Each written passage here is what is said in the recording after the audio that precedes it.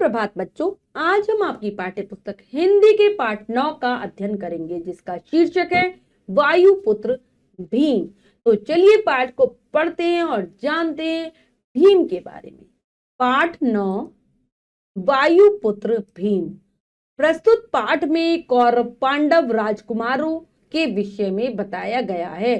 तो ये पाठ हमें बताता है कि जो कौरव थे, जो यानी कि आपने अगर महाभारत देखी तो आपको पता होगा कि कौरव और पांडव ये दोनों के बारे में आपको पता होगा। तो इसी बारे में बताया गया है कि जब वो राजकुमार थे तो उनका जीवन कैसा था, और भीम के बारे में भी बताया गया है, क्योंकि पाठ का नाम ही वायुपुत्र भीम है।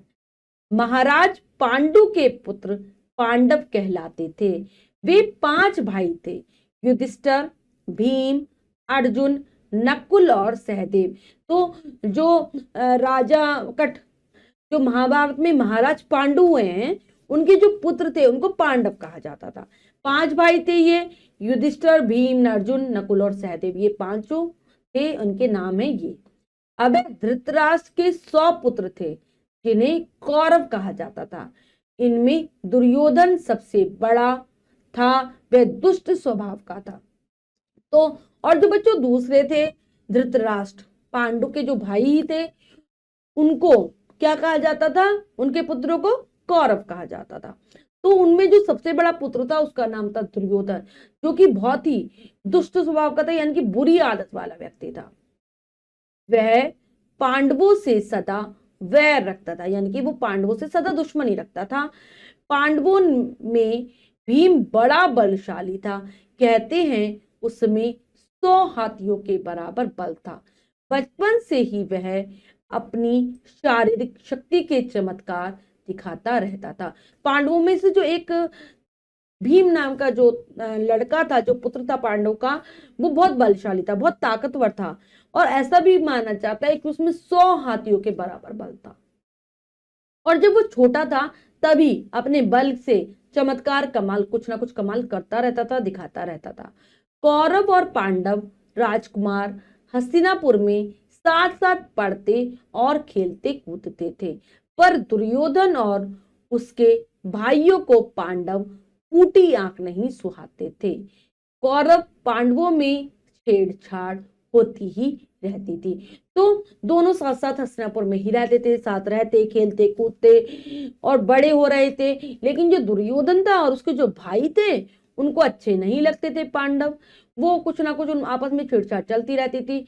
भीम खेल में ही कौरवों की अच्छी खबर लेता था। कभी उन पर ऐसे जोरदार लात घूंसे बरसाता कि वे ची बोल जाते। कौरव राजकुमारों के लंबे केश पकड़कर उन्हें दूर तक घसीटना भीम का प्रिय खेल था। तो बहुत अच्छे से खबर लेता था। जब खेल खेल में जब कौरव पांडवों को परेशान करते थे तो भीम उनको मजा चखा देता था। वो क्या करता था? उन पर जोर जोर से लात घूंस से बरसाने लगता था, कभी कि उनकी ची बोल जाती, यानी कि बहुत परेशान हो जाते थे वो। और कभी क्या करता था, उनके जो लंबे लंबे बाल थे उनको पकड़कर उनको दूर तक घसीटते हुए ले जाता था। बहुत मजा आता था उन भीम को ऐसे खेल खेलने में। जब सारे राजकुमार नदी तालाब पर नहाने जाते तो भीम की खूब मौज रहती। तैरने में वह अत्यंत निपुण था। गहरे पानी में डुबकी लगाकर देर तक जल के भीतर बैठे रहना उसे बहुत पसंद था। तो जब ये लोग सारे राजकुमार नदी तालाब पर नहाने के लिए जाते थे तो बहुत मजा आता था भीम को, क्योंकि बहुत कुशल था, निपुण मतलब कुशल था बहुत। और क्या करता था, वो गहरे पानी में भी डुबकी लगाकर बहुत देर तक पानी के अंदर बैठ सकता था। उसे ये बहुत करने में बहुत मजा आता था।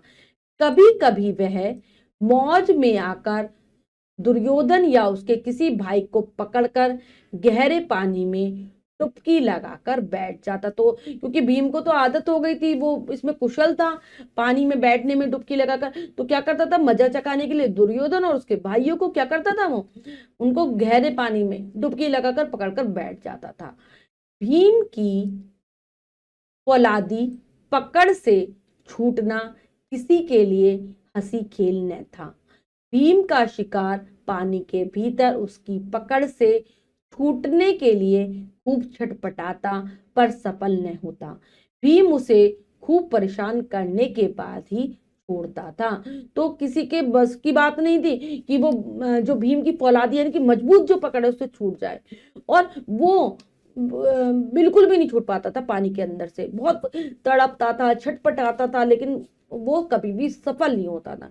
जब बहुत परेशान कर चुका था भीम उस इंसान को जिसको वो पकड़ता था, जिस कौरव पुत्र को, फिर बहुत आराम से बाद में वो छोड़ देता था।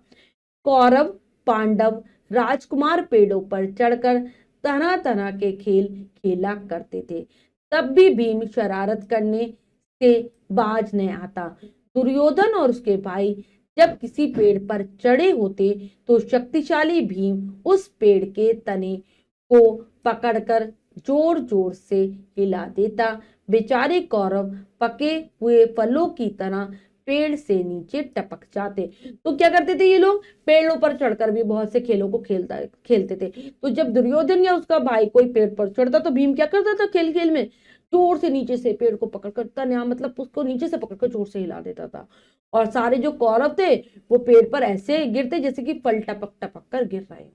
वे इस तरह चोट भी खा जाते, पर भीम की शरारतों में कोई कमी ना आती। उन्हें कई बार बहुत चोट लग जाती थी, लेकिन भीम अपनी शरारत करना कभी भी नहीं छोड़ता था, अपनी शैतानियों को कभी नहीं छोड़ता था। एक बात दुर्योधन के मन में बचपन से ही बैठ गई थी कि उन्हें राज्य कभी न मिल सकेगा। दुर्योधन के पिता धृतराष्ट्र अंधे थे, इसलिए पांडवों के पिता पांडु को राज्य सौंपा गया था। तो बचपन से ही दुर्योधन के मन में क्या बात आ गई थी कि कभी भी वो राजा नहीं बन पाएगा, क्योंकि जो उसके पिता थे धृतराष्ट्र वो अंधे थे, इसीलिए जो छोटा भाई था पांडु उसको राजा बनाया गया था। तो अब वो सोचने लगा कि राजा का पुत्र ही राजा बनेगा, तो इसके मन में ये बात आ गई। अब आगे राज्य पांडवों को मिल गया तो कौरव कहीं के न रहेंगे। दुर्योधन और उसके भाइयों को यही चिंता दिन रात सताती थी।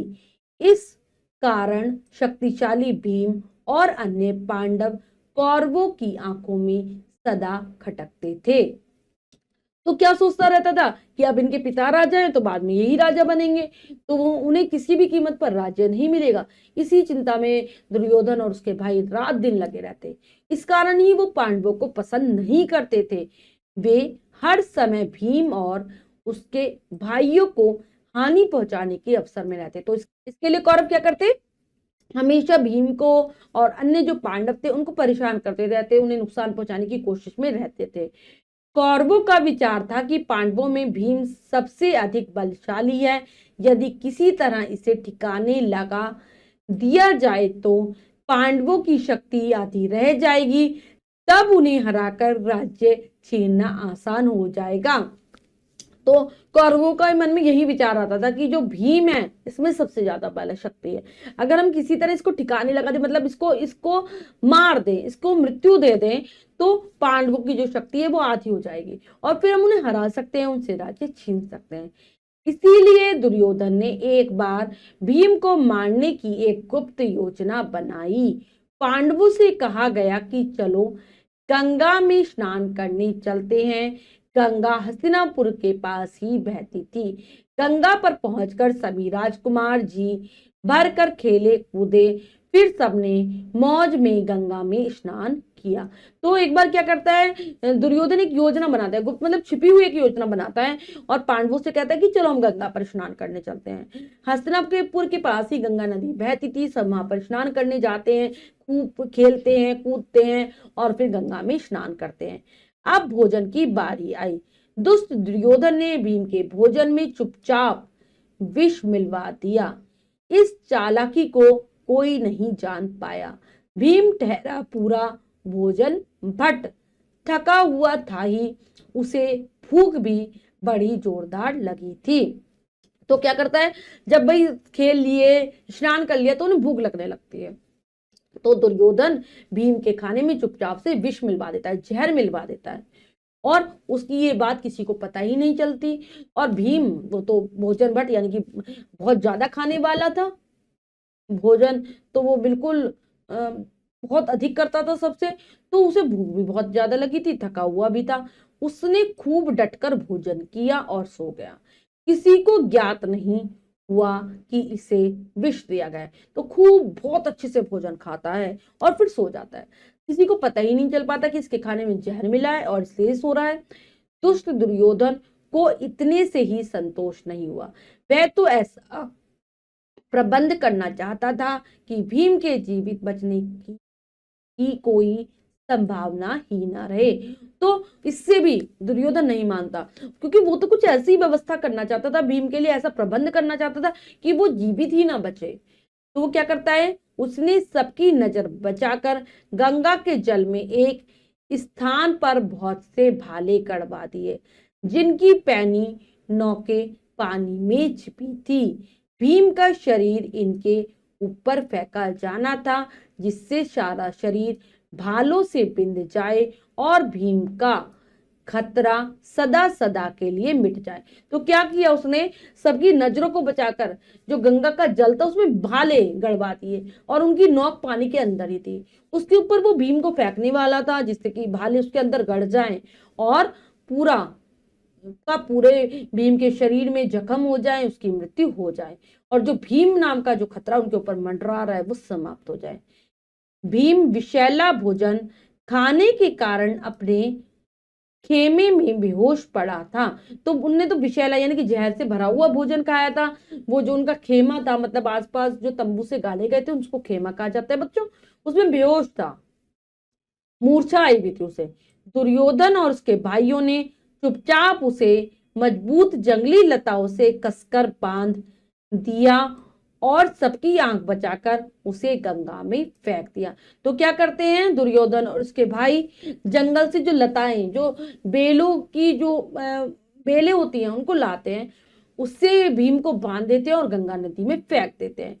दुर्योधन ने अपनी समझ में भीम को मार डालने का पूरा प्रबंध कर दिया था, पर मारने वाले से बचाने वाला बड़ा होता है। दुष्टों की दुष्टता हर बात में सफल नहीं होती। तो एक तरीके से तो दुर्योधन ने भीम को मारने के लिए पूरी चाल ही चल दी थी, लेकिन कहा ही जाता है कि मारने वाले से कौन बड़ा है, बचाने वाला। और दुष्ट जो बुरे लोग होते हैं, जो बुराइयां करते हैं, तो हर वक्त उनकी बुराइयां नहीं चलती। ऐसा ही हुआ दुर्योधन के साथ। सौभाग्यवश भीम को गंगा में जिस स्थान पर फेंका गया वहां भाले नहीं गड़े थे, इसीलिए उसके शरीर में सुई चुभने जैसा घाव भी नहीं हुआ। कि भीम था उसका अच्छा भाग्य चल रहा था, उस स्थान पर फेंका गया जहां भाले ही नहीं थे, उसे जरा सा भी चोट नहीं लगी। पुरानी कहावत है, विष ही विष की दवा है। भीम के साथ ऐसा ही कुछ हुआ। पानी में विषैले सर्पों ने उसे डसा, जिससे उसके शरीर में विष का प्रभाव जाता रहा। गंगा की लहरों ने उसका शरीर दूर तट की ओर फेंक दिया, जिसे कोई न देख पाए। तो एक पहली पुरानी कहावत चली आ रही है बच्चों, पुराने लोग कहते थे कि विष ही विष की दवाई, यानी कि जहर ही जहर को काटने का काम करता है। और ऐसा ही भीम के साथ हुआ। उस पानी में जहरीले सांप रहते थे, उन्होंने जब उसके भीम को काटा तो उसके शरीर से जो विष का जो असर था वो समाप्त हो गया, खत्म हो गया। और गंगा की लहरें जो बार बार आ जा रही थी तट की ओर, उसे दूर तट की ओर ले जाती है, फेंक देती है, जो कोई भी नहीं देख पाता। दुर्योधन और उसके भाई अपनी योजना पूरी होने पर फूले न समाये, पर अपनी खुशी उन्होंने प्रकट न होने दी। तो दुर्योधन और उसके भाई बहुत खुश थे कि उन्होंने जो ऐसा करना चाहा था भीम के साथ वैसा कर दिया, लेकिन किसी के सामने उन्होंने इस बात को जताया नहीं। कुछ समय बाद सब राजकुमार हस्तिनापुर लौट आए। भीम को न पाकर युधिष्ठिर ने दुर्योधन से उसके बारे में पूछा। दुर्योधन ने सफेद झूठ बोलकर युधिष्ठिर को बहका दिया। भीम तो बहुत देर पहले से ही हस्तिनापुर लौट गया था। तो पूछते हैं, जब राजकुमार सारे हस्तिनापुर वापस आते हैं, युधिष्ठिर देखते हैं कि भीम है ही नहीं। वो दुर्योधन से पूछते हैं कि भीम कहाँ है। झूठ बोल देता है दुर्योधन, कहता है कि वो तो बहुत देर पहले ही आ गया था। जब भीम हस्तिनापुर में नहीं मिला तो सबको बड़ी चिंता हुई। महाराज पांडु, माता कुंती और पांडव राजकुमार भीम को न पाकर बड़े चिंतित हुए। सब वापस वन में ढूंढने गए, पर बहुत खोजने पर भी भीम का कोई पता न लगा। तो जब हस्तिनापुर में भीम नहीं मिलता तो सबको बड़ी चिंता होती है। उसके पिता महाराज पांडु को, माता कुंती को, सभी पांडव भाइयों को, सब उसको फिर से ढूंढने के लिए वन में जाते हैं, लेकिन बहुत ढूंढते हैं लेकिन भीम नहीं मिलता। सभी लोग बड़े निराश और दुखी हुए। तभी मस्ती में झूमता हुआ भीम वहां आ पहुंचा, जैसे उसे कुछ हुआ ही ना हो। बहुत परेशान हो जाते हैं, सब उदास हो जाते हैं। तभी देखते हैं कि भीम आराम से मस्ती में घूमता हुआ वहां आ रहा है, और ऐसा लग रहा था जैसे कि भीम को कुछ हुआ ही नहीं है। पांडवों ने दुर्योधन की दुष्टता को जानते हुए भी इस घटना को गुप्त रखा। अब वे दुर्योधन की कुटिल चालों के प्रति अधिक सावधान हो गए। पांडव समझ गए थे कि ये सारी गलती दुर्योधन की है, उसने दुष्टता की है, बुरी चीज की है, लेकिन फिर भी वो चुप रहते हैं। और हम और क्या हो जाते हैं कि जो कुटिल चालें थी, जो बुरी चालें थी, उसके प्रति सावधान हो जाते हैं। इसी बालक भीम ने बाद में बड़े होकर शक्तिशाली बकासुर को मौत के घाट उतारा।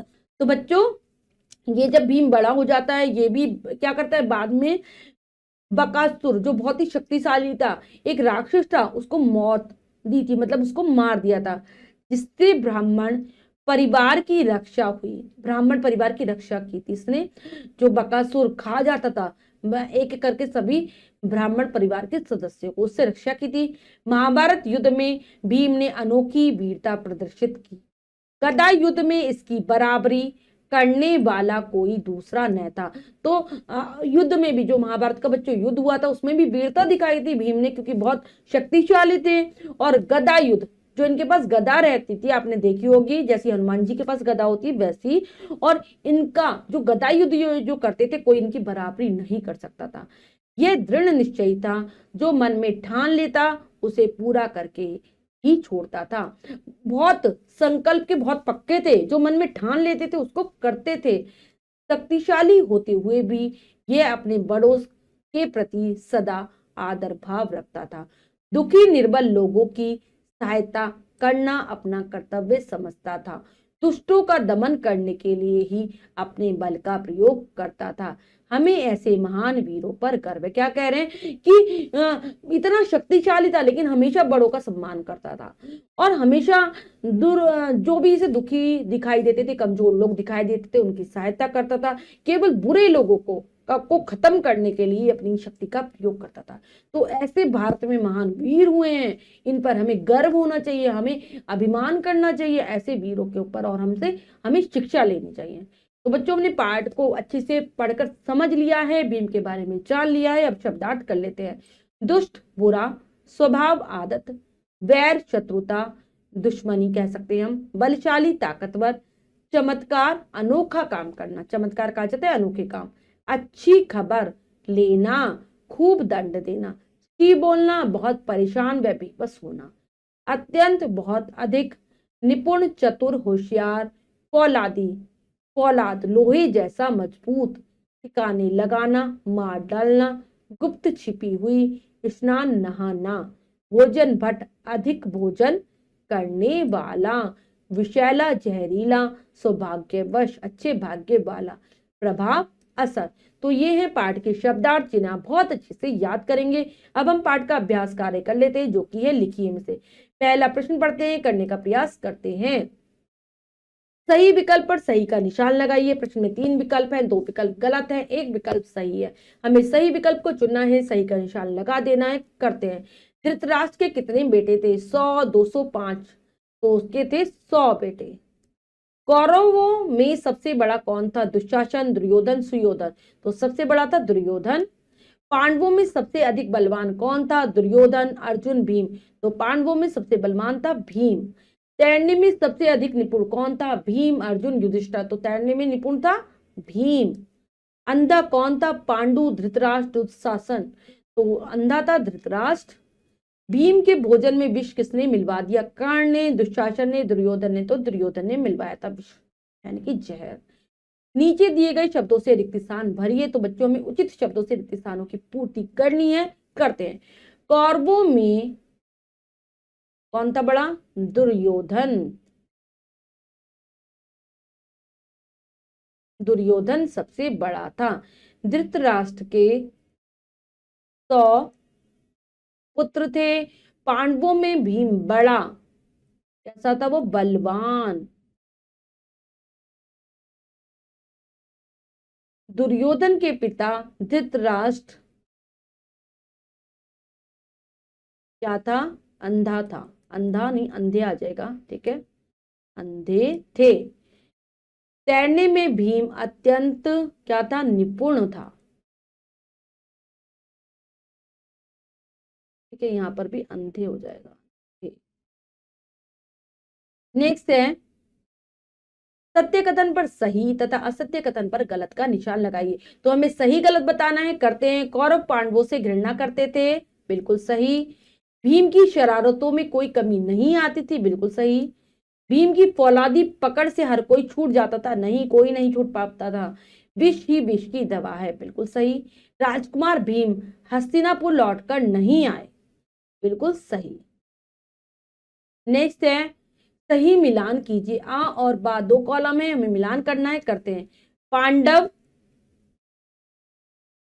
पांडु पांडु के पुत्र थे। कौरव धृतराष्ट्र के पुत्र थे।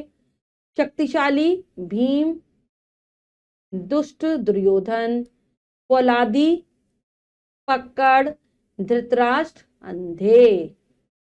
तो बच्चों ये कार्य हमने पूर्ण कर लिया है। इसके बाद जो भी कार्य दिया गया है वो आपको स्वयं करना है सुंदर अक्षरों में अपनी अभ्यास पुस्तिका में। तो बच्चों आज हमने पाठ के माध्यम से जाना है वायुपुत्र भीम के बारे में। तो बच्चों इन्हें वायुपुत्र इसलिए कहा गया है क्योंकि ये पवन देव के वरदान से हुए थे। आशा करती हूँ ये पाठ आपको बहुत अच्छे से समझ आ गया होगा। पाठ को फिर से जरूर पढ़ेंगे। मिलते हैं अगली कक्षा में नए पाठ के साथ। तब तक के लिए स्वस्थ रहिए, प्रसन्न रहिए। धन्यवाद।